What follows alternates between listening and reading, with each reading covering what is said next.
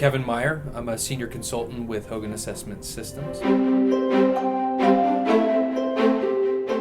There are a lot of assessments out there that are pretty popular, but they tend to be a bit segmented or specialized or narrow in their focus on what they are measuring in an individual.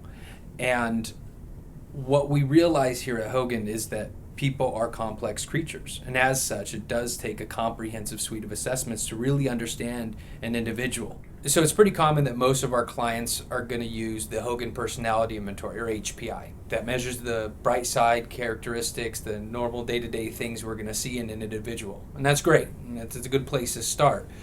But you're missing a complete picture if you don't also add in the information that's gleaned from the Hogan Development Survey, or HDS, and the Motives, Values, Preferences Inventory, or MVPI.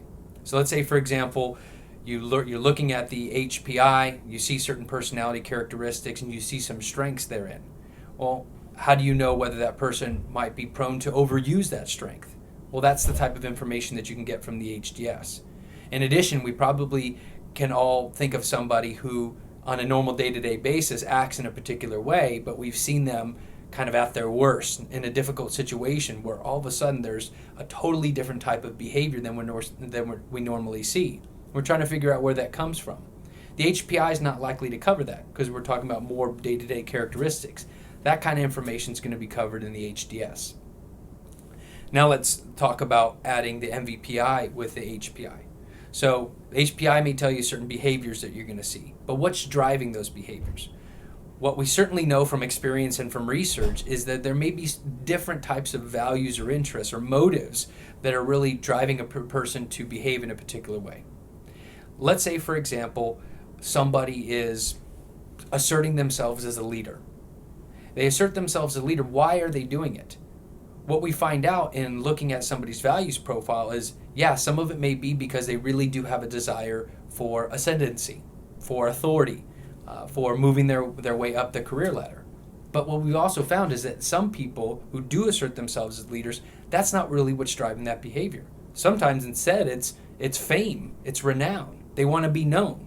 And if they can be that figurehead, then they get that value of recognition fulfilled.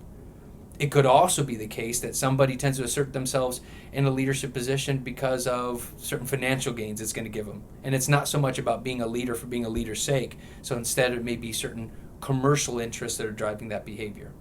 So here we have a situation where you've got a particular behavior, but if you don't understand what the values are, you may not know what's fueling that. And if you don't have the appropriate fuel, you may not know if that's a sustainable behavior that you're really looking for. When you get a good comprehensive view of an individual from an assessment perspective, you can do a lot more with the stuff. Because it may be for certain applications you may only need some of the information, but you can repackage some of that information to be more appropriate for different applications. When you use a lot of specialized assessments, they may, if they're well made and grounded in science, they may be very good at doing that one specific thing, but then there's no additional application for those data.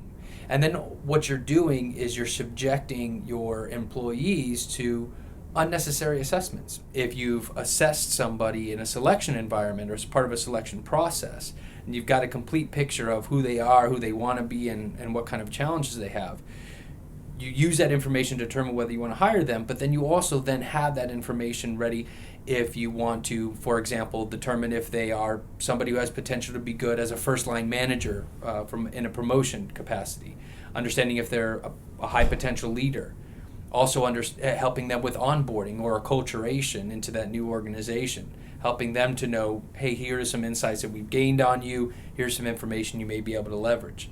And then even for team applications, using the individual assessment to then couch that in terms of what the personalities are for the rest of the team and what the implications might be for that.